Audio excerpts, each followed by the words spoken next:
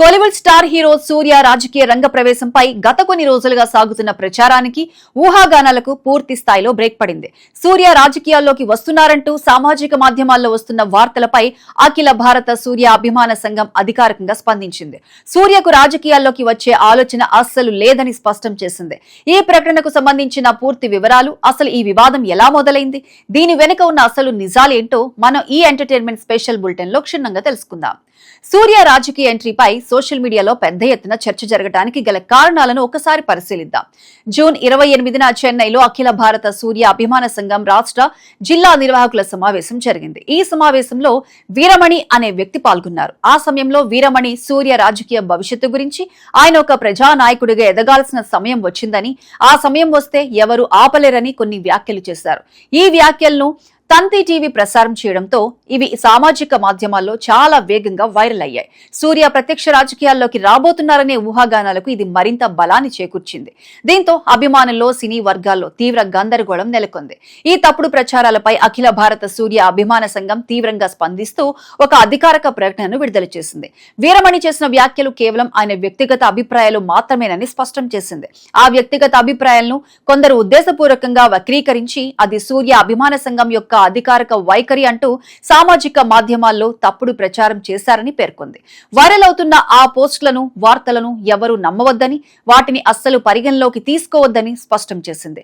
రాజకీయాల్లోకి వచ్చే ఎలాంటి ఆలోచన సూర్యకు లేదని ఆ సంఘం తేల్చి చెప్పేసింది. అంతేకాకుండా వీరమణి గత 3 సంవత్సరాలుగా సంఘంలో ఎలాంటి అధికారిక బాధ్యతల్లో లేరని కూడా ఈ సందర్భంగా వెల్లడించింది.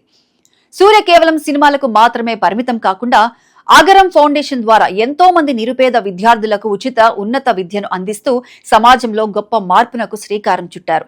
అభిమాన సంఘం ద్వారా కూడా నిరంతరం ఎన్నో సామాజిక సేవలు అందిస్తున్నారు. రాజకీయాల్లోకి రావడం కంటే ఆగరం ఫౌండేషన్ మరియు అభిమాన సంఘం ద్వారా ప్రజలకు నిరంతరం సామాజిక సేవలను కొనసాగించడమే సూర్యకు అత్యంత సంతోషాన్ని, ఆత్మ సంతృప్తిని ఇస్తోందని ఆ ప్రకటనలో వివరించారు.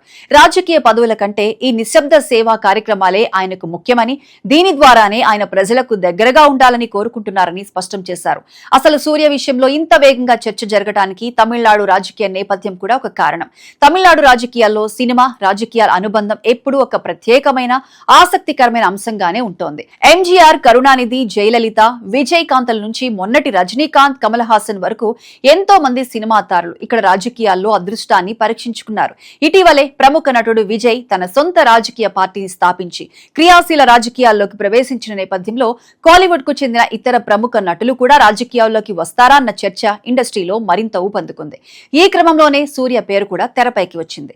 నిజానికి గత సంవత్సరం అగరం ఫౌండేషన్ నిర్వహించిన ఒక విద్యా రంగానికి సంబంధించిన కార్యక్రమం తర్వాత కూడా ఇలాంటి ఊహాగానాలే వచ్చాయి. అయితే వాటిని కూడా అభిమాన సంఘం అప్పట్లోనే తీవ్రంగా ఖండించింది. భవిష్యత్తులో ఇలాంటి తప్పుడు ప్రచారాలు, గందరగోళాలు తలెత్తకుండా ఉండేందుకు అభిమాన సంఘం ఈ ప్రకటనలో ఒక కీలకమైన నిబంధనను వెల్లడించింది.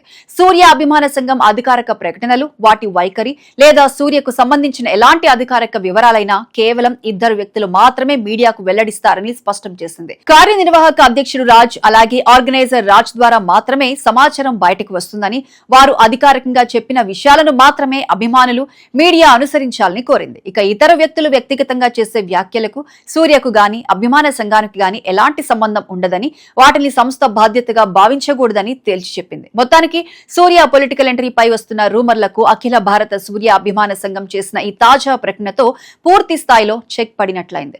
సూర్య తన పూర్తి దృష్టిని కేవలం వైవిధ్యమైన సినిమాలు, అగరం ఫౌండేషన్ సేవా కార్యక్రమాలపైనే కేంద్రీకరించినట్లు స్పష్టమవుతోంది.